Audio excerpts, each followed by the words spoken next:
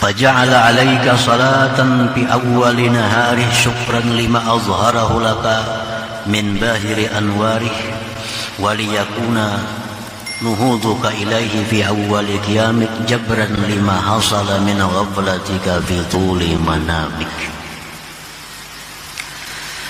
Allah menjadikan atas engkau sembahyang di awal siang, subuh.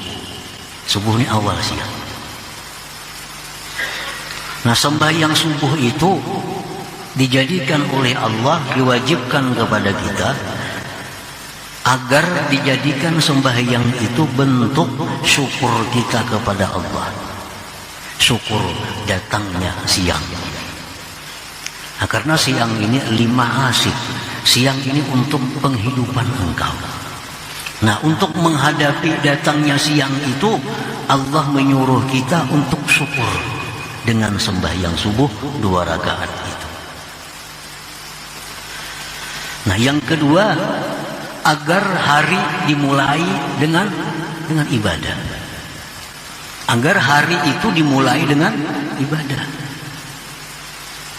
Nah, yang ketiga, subuh itu menambal kelalaian kita di waktu tidur. Nah, kita berapa jam lupa kepada Allah dalam keadaan tidur. Nah, bangun salat subuh, ini subuh fungsinya adalah sebagai penambal dari lalainya kita kepada Allah selama tidur tadi. Nah, ini fungsinya sembahyang subuh itu. Satu, syukur kepada Allah datangnya siang. Yang kedua, mengawali siang dengan ibadah. Yang ketiga, menutupi kelingahan, kelupaan kita kepada Allah di waktu tidur di malam hari tadi. Nah, maka itu subuh ini diletakkan oleh Allah di awal siang.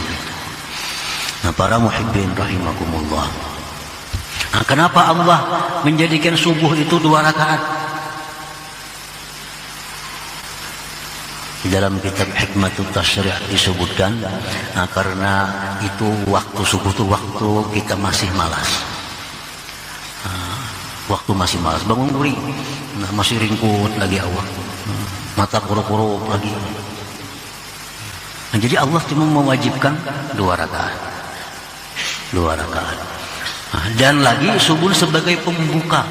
Nah, pembuka itu biasa kadang mau banyak, masih sedikit. Makanan pembuka aja, wadah-wadah kan, buah-buah kah, langsung nasi. Ada mau biasa makanan pembuka tuh sedikit kayak gitu loh. Nah, kayaknya zuhur nang ianya. Nah, itu 4 rakaat.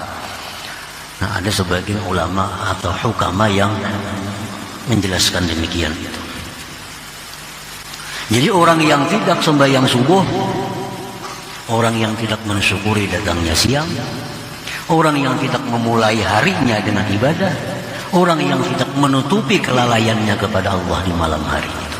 Karena fungsi subuh demikian. Wa ja'ala 'alaika salatan wasatan nahar ikhmadan 'anka lima azharahu fi dzalikal waqti min wuqudi nari. Allah jadikan atas engkau sembahyang di tengah siang. Allah wajibkan sembahyang zuhur.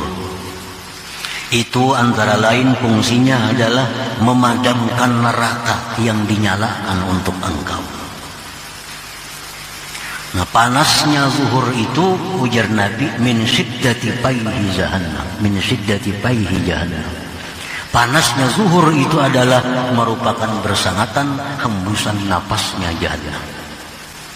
Nah, padamkan jahannam itu dengan sembahyang 4 rakaat. Nah, para muhibbin rahimakumullah. Jadi orang yang meninggalkan sembahyang zuhur itu artinya orang yang nerakanya selalu bernyala untuk dirinya. Orang yang meninggalkan zuhur tentu orang yang sangat renggang dengan Allah. Sembahyang zuhur ini sembahyang yang sangat dirindukan. Sangat dirindukan karena Allah mewajibkan zuhur setelah 6 jam dari subuh. Nah, orang-orang yang cinta kepada Allah, orang-orang yang hubungannya sangat bagus kepada Allah, merindukan datangnya zuhur karena lama menunggu zuhur itu 6 jam. Dan Allah melarang sembahyang zuhur jam 10. Karena Karena sudah ada waktu yang ditetapkan oleh Allah. Jadi sembahyang zuhur sembahyang yang merupakan maksud pula arifin, sembahyang yang dirindukan oleh orang-orang yang kenal dengan Allah Subhanahu wa taala. Nah, oleh karena itu Allah mensyariatkan melalui Rasulullah SAW diadakan sembahyang duha. Nah, duha ini sembahyang orang yang sudah tidak tahan lagi menunggu kerinduannya kepada Allah, menunggu zuhur duha. Yang mana afdal waktunya di seperempat siang sekitar jam 9:30 atau jam 9. Nah, ini sembahyang menyangga ketika menyangga mengurangi kerinduan kepada Allah. Diadakan sembahyang duha sehingga hubungan kepada Allah selalu terhubung, selalu terjalin, jangan jauh daripada Allah Subhanahu wa taala. Wa ja'ala 'alaika salatan qurban sirafin nahar liyakuna shahidan laka biwujudi ta'atika indal malikil ghaffar wa litashhada 'alaika malaikatur rahman bisalah indal malikid dayyan. Kemudian lagi Allah menjadikan sembahyang, mewajibkan atas engkau sembahyang mendekati pulangnya siang. Ini siangnya hendak bulik. Kalau datangnya siang itu disambut dengan sembahyang subuh, maka buliknya siang ini diantar dengan sembahyang asar. Nah, sembahyang asar ini adalah sembahyang yang disaksikan oleh malaikat khusus artinya. Karena pada waktu asar itulah malaikat naik ke hadirat Allah Subhanahu wa taala membawa amal ibadah hamba yang dilakukan pada siang hari. Nah, begitu malaikatnya naik kepada Allah, Allah yang Maha Tahu itu bertanya kepada malaikat, "Wahai malaikatku, bagaimana kau tinggalkan hamba-hambaku?" Malaikat menjawab, "Kami tinggalkan mereka dalam keadaan sembahyang asar." Nah, ini sembahyang yang disaksikan oleh malaikat. Nah, sembahyang asar ini menurut sebagian besar ulama merupakan sembahyang musta, sembahyang yang paling afdal dari 5 waktu itu. Nah, sampai-sampai ada hadis Nabi yang mengatakan bahwa orang yang ketinggalan sembahyang asar ini adalah orang yang dihabiskan segala-galanya. Ini sembahyang asar. Artinya orang yang meninggalkan sembahyang asar ini mau berbuat apa saja. Ada orang membunuh anaknya.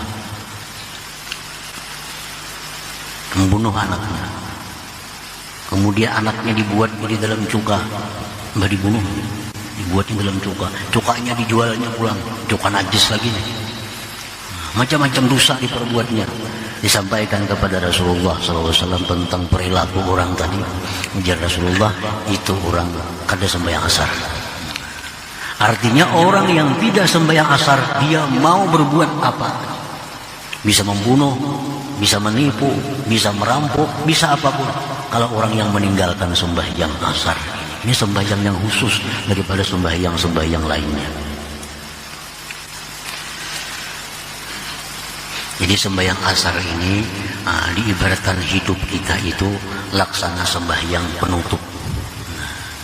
Orang yang selalu menjaga sembahyang asar, orang yang selalu menjaga sembahyang asar pada waktunya, itu ada semacam alamat bahwa orang ini adalah husnul khatimah. Ada alamat husnul khatimah. Orang yang melalaikan asar, orang yang kadang sembahyang, kadang-kadang, orang yang kadang-kadang melewatkan asar dari waktunya, nah ini tanda-tanda orang ini su'ul khatimah. Karena asar ini penutup hari, penutup siang. Kalau penutup itu bagus, maka penutup umur kita pun bagus. Asar. Kemudian lagi Allah wajibkan atas engkau sembahyang di awal masa malam. Nah, awal masa malam. Allah wajibkan lagi sembahyang kita maghrib. Ini sembahyang adalah iftitah zamanil lail, pembuka malam. Karena begitu azan maghrib itu masuk malam. Mulai malam itu mulai maghrib. Nah, jadi malam ini dimulai dengan sembahyang, dimulai dengan taat kepada Allah. Malam itu dimulai dengan ibadah. Dan lagi sembahyang maghrib itu fungsinya adalah sebagai minta penjagaan kepada Allah. daripada hal-hal yang terjadi di malam hari. Nah, kalau malam itu ada hal-hal yang kejahatan, biasa malam itu datangnya bala bencana, biasa malam datangnya musibah. Nah, sembahyang maghrib ini fungsinya adalah merupakan minta perlindungan kepada Allah daripada apa yang akan terjadi di malam hari itu.